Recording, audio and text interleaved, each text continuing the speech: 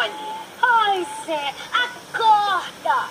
Nós vamos pra mata atrás do ex. Você vai com a gente. A mata, gente? Não, a mata é muito perigosa, gente. Agora deu pra aparecer vampiro japonês assim, assuntando assim pelos cantos, assim atrás das árvores. Vamos outro dia. Talvez, quem sabe, depois da manhã.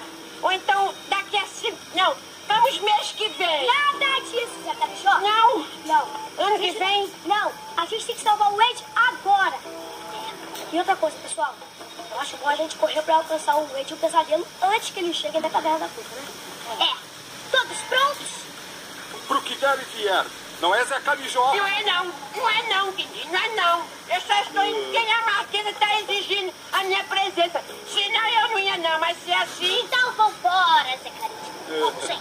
Todo mundo comigo, todo mundo vai lá. Calma, rebelde, já que eu tava chegar.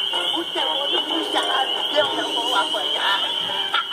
Dessa vez eu me tentei, japonesinho. Larga, seu feioso, me larga! A menina viu para me enfrentar numa luta de espada! Vai. Luta de espada, o quê? Luta de espada, tá achando que um cara de trouxa?